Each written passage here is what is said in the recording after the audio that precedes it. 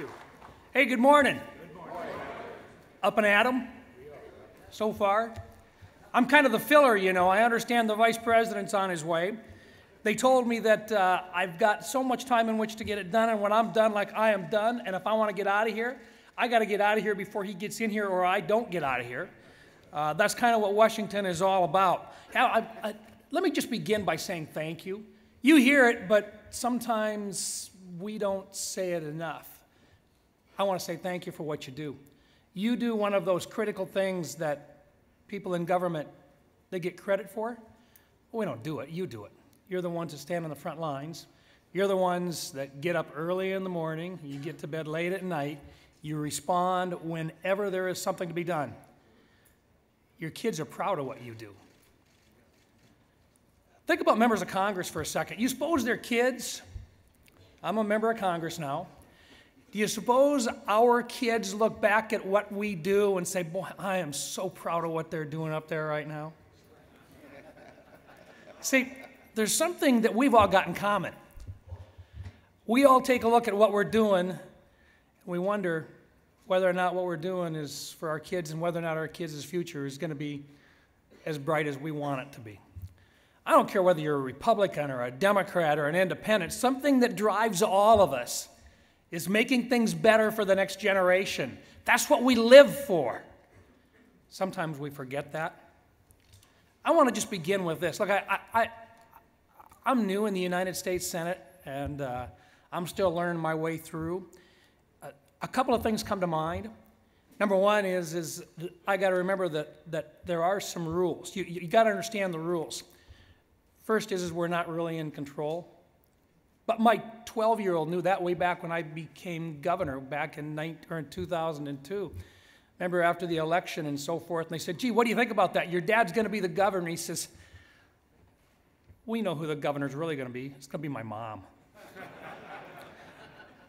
And you know, there's some truth to that. For all of you out there, you understand how that is. Well, you know, kids figure that thing out quick.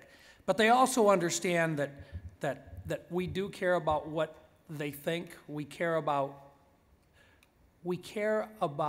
what they think about us. They are important to us.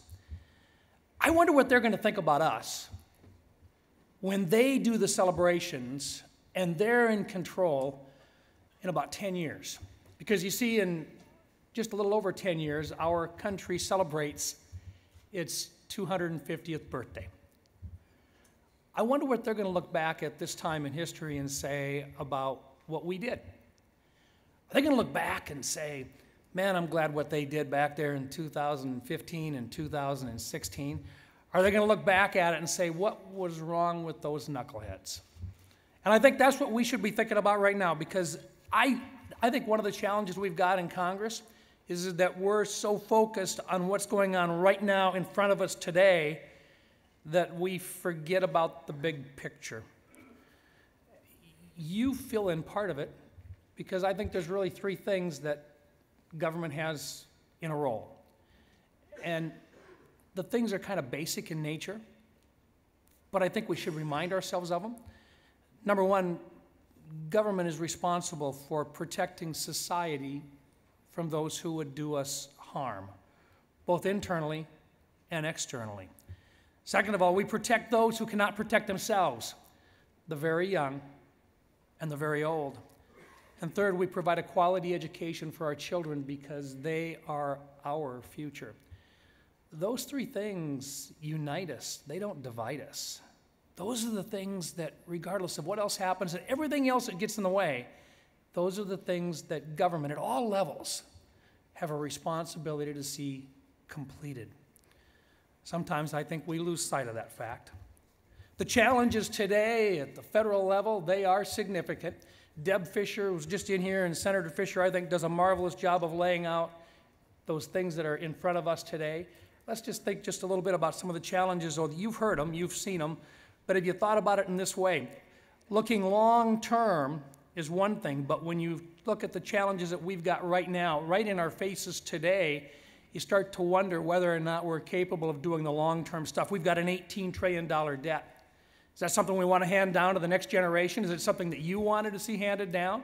You take a look at what you do every day. You get up in the morning and you know you got something that you got to get done. When you go on a call, you don't look back at it and say, I might get it done, I might not get it done. You go in because your mission says you're going to accomplish something. Now compare that with what we do in Washington, D.C.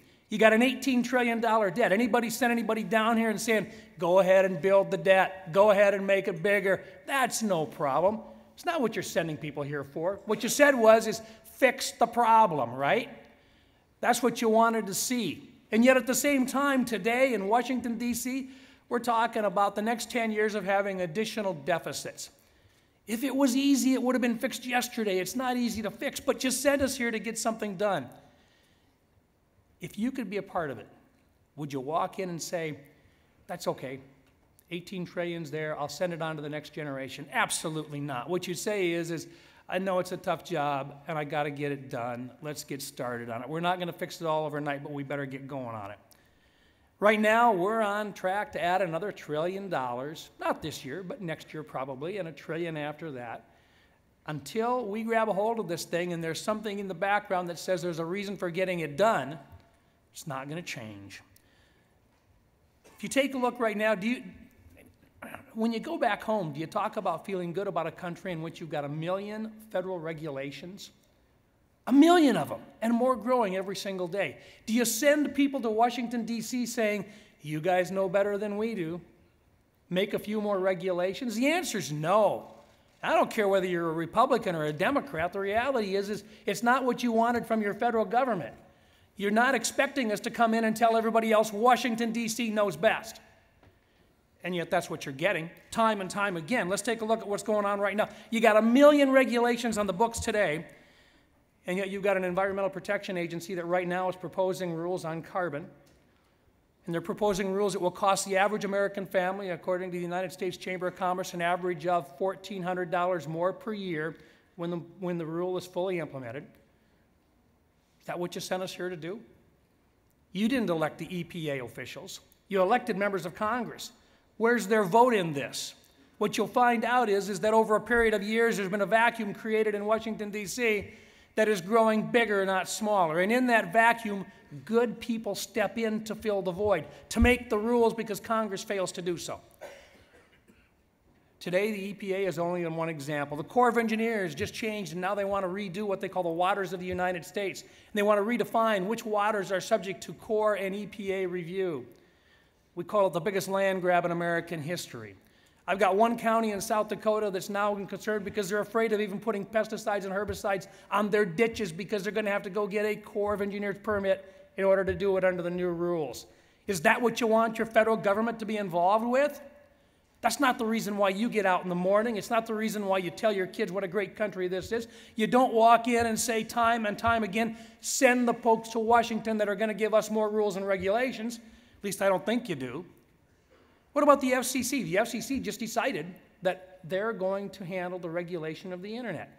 Now, we've got a congressional committee here whose responsibility it is to look at the internet and to decide whether or not and how we should be regulated and what the freedoms are that should be there and how they're going to be handled on a business-like manner in the future. The FCC has no elected officials on it, and yet now they have stepped in because there's been a void there and because they do not answer to Congress. What about Dodd-Frank? Dodd-Frank was done in 2009. They were going to fix the financial crisis because the bankers were causing a problem, the Wall Street guys. And yet I bet a whole lot of you come from communities where you got community banks where you know the loan officers. You know the people that give you loans. You know the folks that you go in and visit with. Did you know that the next time you go in to get a home loan application and you step down and they're going to explain it to you that right now the proposal on the application in which they're going to give you the disclosure of what you're signing, that PDF file is 162 pages long. Anybody going to read it when they sign the application? Probably not. You see, the common sense that Deb talked about, the common sense that we're trying to bring back forth is one that says, why is it that the federal government is in the middle of all of this stuff when the folks at the local level in many cases know just as good, if not better, than what the feds do? This has got to stop. It's got to be changed from the way it is now, in which the federal government becomes all-knowing, all-seeing, and they do a better job, they think, than what moms and dads back home do when it comes to laying out the guidelines for their families and their communities. The federal government has overstepped its bounds once again. Washington knows best is the wrong type of a philosophy for our country, and it's not the message that you've sent to your kids. It's not what you want your kids to live with in the year 2026. I think Pogo had it right. See, Congress has left a vacuum because they've been so busy doing little things, and with a system which is dysfunctional in nature, that other people have filled the void. You have good people working here in Washington, D.C., but they're working with a system which has left them with challenges that they haven't been able to respond to. That's the reason why you have a bureaucracy which steps in and fills in with rules and regulations. These folks aren't elected. When you try to get your hands on them, what you find out is that they're doing what they think is right, because Congress has failed to do their own job of regulating and holding them under control. It's time to change it. When you talk to your kids and you tell them about what you want to see America look like in the year 2026, do you tell them that you send people here because the people that come to Washington know enough to be able to make all the rules and regulations? And the answer to that is absolutely not. What you talk about, what you point out, are the good things about our country. You point out the fact when that flag is flying, you point out the fact that there have been men and women for generations that have fought very, very hard. They fought, they've sacrificed so that we can be free. You talk about the things in this country that you're so proud of. Think about it for a second. Why would you have a bureaucracy which is making the rules for you, laying out for you the guidelines, laying out for you, and yet you don't elect them? I think the worst thing out there right now, and the best example of what's happened is sequestration. Take a look at what Congress did. They couldn't even agree on how to fund defense. And in the middle of the budget stuff that went on, in the middle of all the battles for our budget, Republicans and Democrats alike, couldn't agree on a budget. So what did they do? They took the defense budget and laid it out in the middle of it and said, we'll never get a vote to cut defense. So if we put in the threat that if we can't come up with a budget decision, defense is going to get cut, we'll fix it. And they couldn't fix it. So who gets hurt in the middle of all of this mess in Washington, D.C.? Defense. The primary role of the federal government is the defense of our country. And yet, as a hammer in which Congress tries to tell themselves that they're supposed to be responding appropriately to fix the budget, they hold as hostage the defense of our country. You wouldn't do it. You'd never do it. You'd look at it and say, time out, folks. There are some things which are sacred in this country, and the defense of our country is number one. And yet that's what we find ourselves faced with right now. Sequestration is the law of the land. The budget cuts that are in effect now hurt the defense of our country, and it's got to be fixed. So let me just ask you this. In the year 2026, and you look back on this thing, the kind of a country that you want, here's what I think you want. I think you want a country that focuses more on what Ronald Reagan had suggested. He said that we would be that shining star upon the hill, the place that everybody else looked up to. He said that we wanted to be a place where the rest of the world came for sanctuary, where the rest of the world could look at what we did and say that's what they wanted their governments to look like as well. I think that's the focus that everybody out here wants, whether you are Republican or Democrat. I think you want to see an America in which the opportunity for your kids to choose the job or the profession of their own choice is automatic, where they can succeed in that job or that profession, or they can fail in it, but it's up to them. I think what you want to see for your kids in the year 2026 is a recognition that the opportunity to vote for your elected officials who really make the decisions is number one, and that they have a chance to change public policy because they directly impact the individuals who are making those rules, not an unelected bureaucrat. I think every one of us understands that the right to bear arms is sacred, and that our kids should have that same opportunity that we do. And I think that we all have to recognize that we want to be able to move freely from state to state without checkpoints or folks checking on us as we move on through. That opportunity to move freely is something that we take for granted, but that won't always be the case if we don't staunchly defend it. And finally, ladies and gentlemen, I think in the year 2026, when you look back at this thing, one of the most important things that you can do for your kids is to be able to share with them that they still have the opportunity to worship the good Lord the way that they see fit, whether it be in a church, synagogue, mosque, mountaintop, or cathedral. But that freedom, along with all of the other freedoms, has never been free. It's been defended by men and women that have chosen to wear the uniform of the United States of America generation after generation. Let's never forget that we owe to those individuals, each generation, for the freedoms that they have fought for. Would you join me right now as we close, and I thank you for the time to visit with you today, but would you join me, please, as I ask all of you in this audience that have worn the uniform of the United States of America, whether now or in the past, would you please stand and be recognized by all of us here for your sacrifice and your service to our country? Veterans, please stand and be recognized.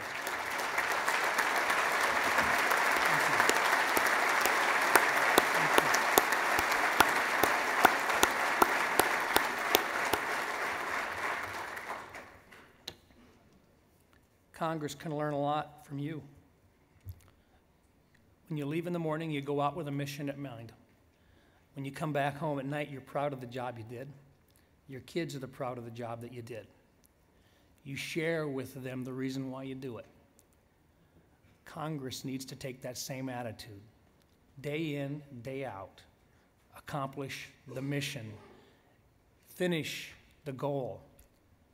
Make darn sure that in the year 2026, when we celebrate our 250th year, this country is not just economically free, but truly free.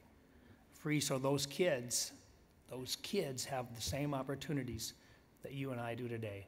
I thank you for being involved. I thank you for being a part of the process. Please don't ever forget that it's your involvement that makes this country so special. The personal involvement of the individuals who truly care about our freedoms and our opportunities and our kids' freedoms and opportunities as well. Thank you.